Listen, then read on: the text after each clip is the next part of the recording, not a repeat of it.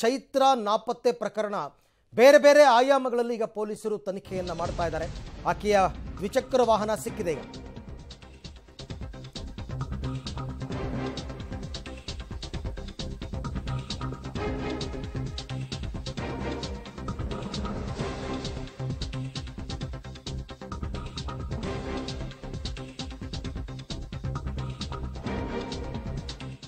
PhD ವಿದ್ಯಾರ್ಥಿನಿ ಚೈತ್ರ ಹೆಬ್ಬಾರ್ ನಾಪತ್ತೆ ಪ್ರಕರಣದಲ್ಲಿ ಆಕೆಯ ದ್ವಿಚಕ್ರ ವಾಹನ ಈಗ ಸುರತ್ಕಲ್ ಬಳಿ ಪತ್ತೆಯಾಗಿದೆ. ಫೆಬ್ರವರಿ 17ನೇ ತಾರೀಕು ಬೆಳಗ್ಗೆ 9 ಗಂಟೆಗೆ PGಯಿಂದ ತನ್ನ ಸ್ಕೂಟರ್ನಲ್ಲಿ ಆಕೆ ತೆರಳಿದ್ದು ಗೊತ್ತಾಗಿದೆ. ಪಂಪ್ವೆಲ್ ಬಳಿ ಸ್ವಿಚ್ ಆಫ್ ಆಗಿದೆ ಚೈತ್ರ ಅವರ ಮೊಬೈಲ್. ಆ ಬಳಿಕ ಸುರತ್ಕಲ್ ATMನಲ್ಲಿ ಹಣ ಡ್ರಾ ಮಾಡಿದ್ದಾರೆ. ಚೈತ್ರ ಅವರ ಬ್ಯಾಂಕಲ್ಲಿ ಏನೋ ಲಕ್ಷಾಂತರ ರೂಪಾಯಿ ದುಡ್ಡಿತ್ತಂತೆ. PhD ಅಧ್ಯಯನಕ್ಕೆ ಅಂತಲೇ ಆಕೆಗೆ ತಿಂಗಳಿಗೆ 40,000 ರೂಪಾಯಿ ಸ್ಟೇ ಫಂಡ್ ಕೂಡ ಸಿಗ್ತಾ ಇತ್ತು. ಸದ್ಯ ಚೈತ್ರ ಕೇರಳ ಅಥವಾ ಬೆಂಗಳೂರು ಕಡೆ ಹೋಗಿರ್ಬೋದು ಅಂತ ಆಕೆಯನ್ನು ಕರ್ಕೊಂಡು ಹೋದ ಎನ್ನಲಾದ ಶಾರುಖ್ ಮೊಬೈಲ್ ಕೂಡ ಸ್ವಿಚ್ ಆಫ್ ಆಗಿದೆ. ಹೀಗಾಗಿ ಅನುಮಾನ ಹೆಚ್ಚಾಗಿದೆ. ನಾಪತ್ತೆ ಹಿಂದೆ ಲವ್ ಜಿಹಾದ್ ಅಥವಾ ಡ್ರಗ್ಸ್ ಮಾಫಿಯಾ ಕೈವಾಡದ ಶಂಕೆ ಕೂಡ ಇದೆ. ಪೊಲೀಸರು ತನಿಖೆಯನ್ನು ತೀವ್ರಗೊಳಿಸಿದ್ದಾರೆ. ಆಕೆ ಎಲ್ಲಿ ಹೋಗಿರ್ಬೋದು, ಏನು ಮಾಡಿರ್ಬೋದು, ಯಾಕೆಂದರೆ ಮೊಬೈಲ್ ಸ್ವಿಚ್ ಆಫ್ ಆಗಿರೋದ್ರಿಂದ ಟ್ರೇಸ್ ಔಟ್ ಮಾಡೋದು ತುಂಬ ಕಷ್ಟ ಆಗ್ತಾ ಇದೆ.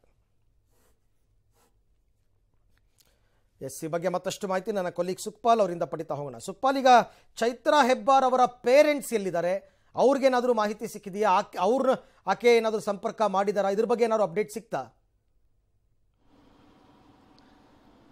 ಅರವಿಂದ್, ಚೈತ್ರ ತಂದೆ ತಾಯಿ ಇಲ್ಲ. ಅವರು ದೊಡ್ಡಪ್ಪನ ಮನೆಯಲ್ಲಿ ಅವರು ಬೆಳೆದಿರುವಂಥದ್ದು. ಮಂಗಳೂರಿನ ಕದ್ರಿಯಲ್ಲಿರುವಂಥ ಅಪಾರ್ಟ್ಮೆಂಟಲ್ಲಿ ದೊಡ್ಡಪ್ಪನ ಮನೆಯಲ್ಲಿದ್ದರು. ಆ ಬಳಿಕ PG ಹಿನ್ನೆಲೆಯಲ್ಲಿ ಮಾಡೂರು ಸಮೀಪದಲ್ಲಿ PGಯಲ್ಲಿ ಅವ್ರನ್ನ PGಯಲ್ಲಿದ್ದರು. ಆ ಬಳಿಕ ಅಲ್ಲಿಂದ ನಿರಂತರವಾಗಿ ಒಬ್ಬನ ಜೊತೆ ಸಂಪರ್ಕದಲ್ಲಿದ್ದರು ಅನ್ನುವಂಥ ಮಾಹಿತಿ ಇದೆ. ಆತನ ಹೆಸರು ಶಾರುಖ್ ಅನ್ನುವಂಥದ್ದು. ಆತನ ಜೊತೆನೇ ಈಗ ಪರಾರಿಯಾಗಿರುವಂಥ ಸಾಧ್ಯತೆ ಇದೆ ಅನ್ನುವಂಥದ್ದನ್ನು ಪೊಲೀಸರು ತನಿಖೆಯಲ್ಲಿ ಗೊತ್ತಾಗಿರುವಂಥದ್ದು. ಕಳೆದ ಫೆಬ್ರವರಿ 17ನೇ ತಾರೀಕಿನಿಂದ ಆಕೆ PGಯಿಂದಲೇ ನಾಪತ್ತೆ ಆಗಿರುವಂಥದ್ದು. ಆ PGಗೆ ಈ ಶಾರುಖ್ ಅನ್ನುವತನು ಪದೇ ಪದೇ ಬರ್ತಾ ಇದ್ದ. ಆತ ಡ್ರಗ್ಸಿನ ಒಂದು ಅಮಲನ್ನು ಆಕೆಗೆ ಏರಿಸ್ತಿದ್ದ ಅನ್ನುವಂಥ ಒಂದು ಮಾಹಿತಿ ಈಗ ಪೊಲೀಸರಿಗೆ ಸಿಕ್ಕಿರುವಂಥದ್ದು ಸ್ಥಳೀಯರ ಮಾಹಿತಿಯ ಪ್ರಕಾರ. ಹಾಗಾಗಿ ಆ ಆ್ಯಂಗಲಲ್ಲೂ ಪೊಲೀಸರು ತನಿಖೆಯನ್ನು ಮಾಡ್ತಾ ಇದ್ದಾರೆ. ಈಗ ಸದ್ಯ ಸುರತ್ಕಲ್ನಲ್ಲಿ ಆಕೆಯ ಸ್ಕೂಟರ್ ಏನು ಅದು ಪತ್ತೆ ಆಗಿರುವಂಥದ್ದು. ಹಾಗಾಗಿ ಅಲ್ಲಿಂದ ಆ ಬಳಿಕ ಆಕೆ ನಾಪತ್ತೆ ಆಗಿರುವಂಥ ಸಾಧ್ಯತೆ ಇದೆ. ಜೊತೆಗೆ ಸುರತ್ಕಲ್ನಲ್ಲಿ ಆಕೆ ATMನಿಂದ ಹಣವನ್ನು ಡ್ರಾ ಮಾಡಿದ್ದಾಳೆ.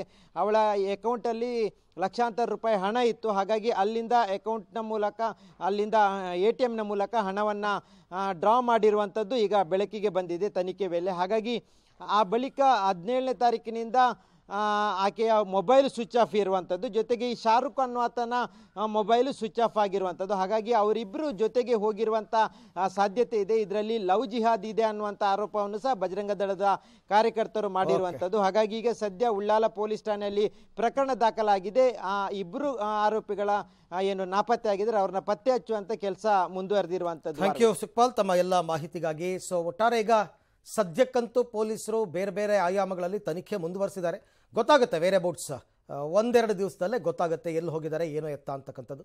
ಆ ನಂತರ ಇದು ಡ್ರಗ್ಸ್ ಮಾಫಿಯಾನ ಅಥವಾ ಲವ್ ಜಿಹಾದ, ಇದೆಲ್ಲದಕ್ಕೂ ಉತ್ತರ ಸಿಗುತ್ತೆ.